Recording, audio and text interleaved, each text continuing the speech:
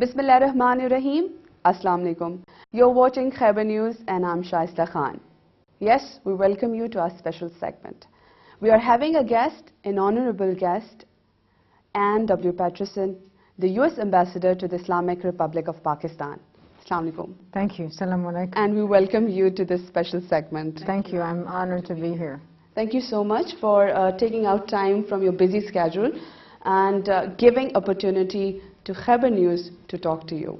Well, thank you very much. I've had a very interesting trip up here in Peshawar in the last couple of days, and I had an opportunity to see a number of officials, so I'm very happy to end it with an interview with Khyber News. Thank you so much. We have a focus topic for this interview, and that is the status of women in the areas ridden with conflict. So, Madam Ambassador, if you allow, let me put forth my first question. Certainly. Women are the most vulnerable and most consequently affected segment of the society in any conflict. How, Madam Ambassador, do you see the status of women in the areas ridden with conflict like Pakistani tribal areas, NWFP and bordering areas of Afghanistan? Well, as you say, women and children are always the most vulnerable populations affected by any conflict. And there have been a number of international studies done on that, so there's absolutely no question that that's very unfortunately a fact.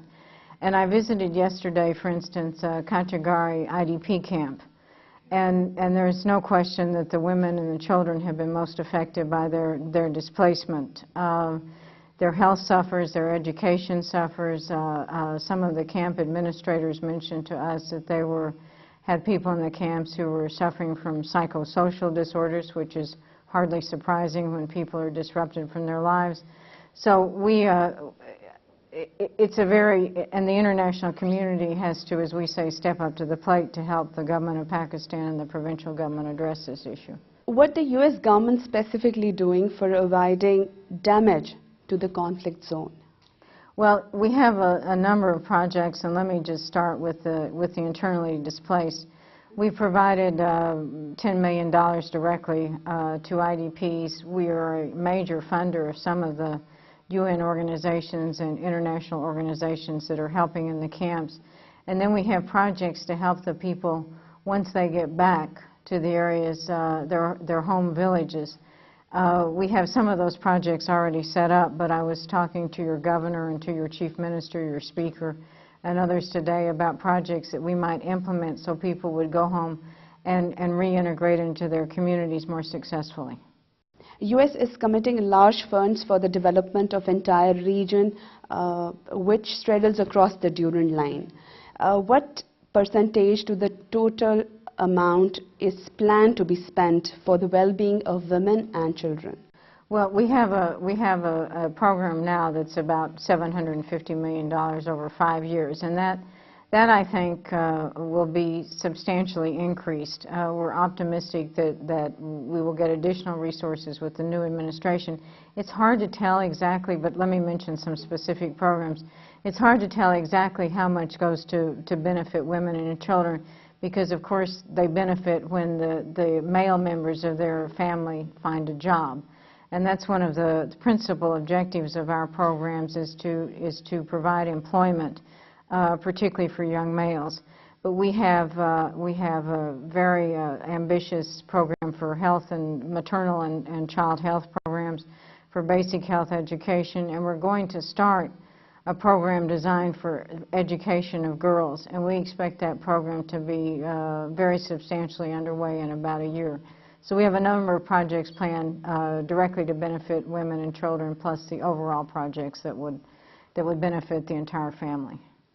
Could you please briefly tell us about the projects which you are doing in FATA for the Reconstruction Opportunity Zone? To the Reconstruction Opportunity Zones, yes, it's very, I think, disappointing to both Americans and Pakistanis that this legislation has not yet been approved by our Congress. But any legislative process, you have your assembly here, we have our Congress in the United States, it's not entirely predictable. But I wanted to mention that I know the new administration of Barack Obama is interested in Reconstruction Opportunity Zones, and many of the people who have been here, such as the Vice President and Senator Kerry, are co-sponsors of the legislation. So we're optimistic that this will be passed soon by the Congress.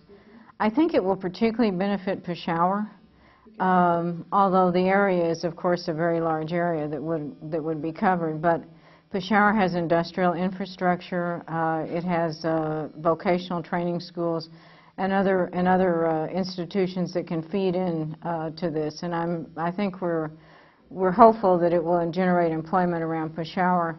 Do you have any specific plans for providing maximum opportunities for women and children of these areas?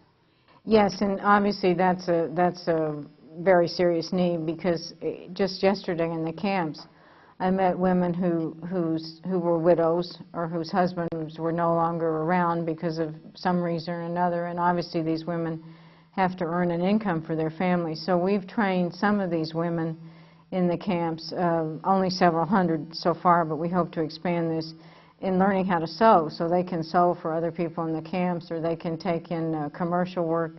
We also have some programs that will be associated with the Reconstruction Opportunity Zones, which we hope our Congress will take up shortly, that will train women, and culturally they may have to live at home while they do this work, but they can do their work at home and then provide it to the factory, and then they'll be exported to the United States. Continued conflicts and underdevelopment affect the women and children more than anybody else. So do we expect any specific projects for women of the entire region? Yes, one of the main projects, and this I've seen work very dramatically in other countries, are projects to bring down maternal mortality. And the rate of maternal and infant mortality and child mortality in Pakistan, and particularly in these areas of the country, has been historically quite high. So this project is training lady health workers, and not just in the tribal areas or NWFP, but also throughout the country.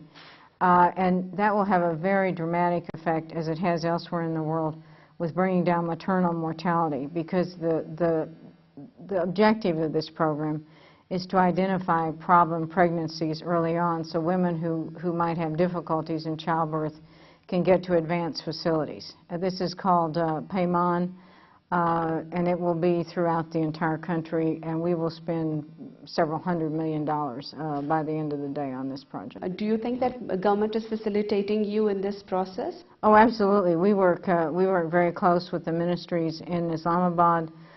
Some of these projects, most of these projects, all of these projects are jointly designed with, as is appropriate, of course, with your government. Often we work with the provincial government as well. For instance, we're working quite closely with the FATA Secretariat, and we work with international and local NGOs. I just met at lunch a very impressive group of women, local women, many of whom had their own NGOs or private voluntary organizations, and we hope to work more actively with them, because these are women that really know the scene and the needs of the local population. Do you think that the current situation in Pakistan and tribal areas affects on your project implementation? Sure. No, of course. The high degree of violence in some of the tribal agencies has made it more difficult, not only for the United States to work, but also for other international donors to work. But we work, again, through the government agencies. We work with the federal, central government and the agencies. And while we have worked less in some areas, we still are working throughout the tribal areas. But yes, the degree of violence has impeded the efforts of the donor agencies, no question.